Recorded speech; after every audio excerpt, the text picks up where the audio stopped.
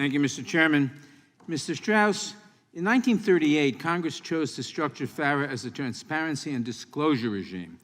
While clearly concerned about the influence of foreign propaganda at the time, was Congress also concerned about potentially curbing First Amendment protected activities? Thank you, Congressman. Thank you, Congressman. Sorry about that. So in my review of the record, or my recollection of the record, it was something that was discussed, but I would have to get back to you as to exactly where the discussion came down on the lines in that original passage of the law for 1938. But it certainly, based on my recollection of reading the congressional documents, was something that was discussed during the hearings. Thank you. Mr. Hedler-Gaudet, if I pronounce your name correctly. In your testimony, you highlight that FARA's registration exemption for individuals and organizations registered under the Lobbying Disclosure Act is particularly problematic from a public transparency perspective. Can you further explain why it's problematic and what action Congress should take to address it? Yeah, thank you, Chairman Nadler.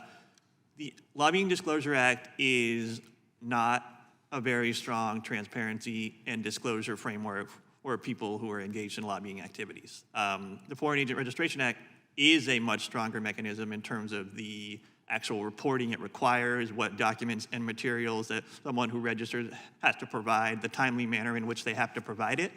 So my recommendation there is to close the loophole that allows people who should otherwise be registering as foreign agents, or we can call them something else if we'd like to, people lobbying on behalf of foreign interests. They should be lobbying under FARA because they are doing something that is distinctly different, that we have a different interest in, and they should not be allowed to register under the less restrictive Lobbying Disclosure Act. And I think part of the problem there is we need additional sunlight and transparency around what could be potential undue foreign influence, because at the end of the day, we have to ensure that American policy is first and foremost being made on behalf of American people. And that's that is the bedrock guiding principle here, the North Star, if you will, around why these are two separate categories of activity, two separate categories of individuals, and why they require two separate regulatory frameworks.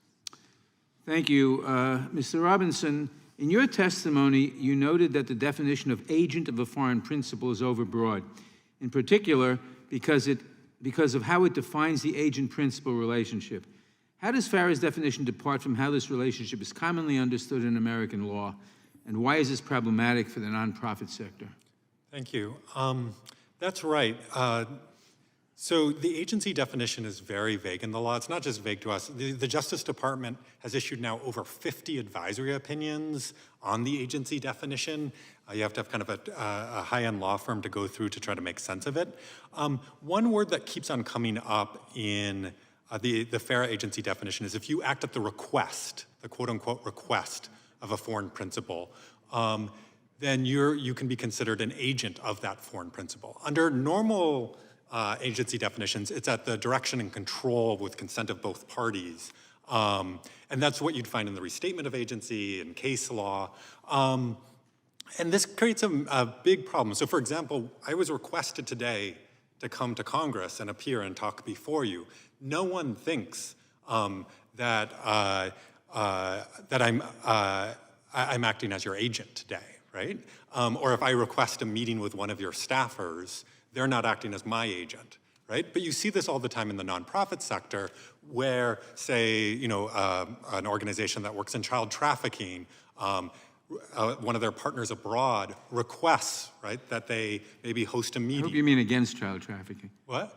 I hope you mean against child trafficking. Yeah, against child trafficking. Yeah, thank you for combating child trafficking. That if they ask to request to have help set up a public meeting in the U.S. or to distribute some literature, or they can be covered by the act. And this has just created a lot of confusion and uncertainty in the nonprofit community. I don't think the Justice Department is trying to go after the Amnesty Internationals of the world, but the act as it's written can clearly capture some of the behavior that nonprofits frequently engage in. Thank you very much. I yield back.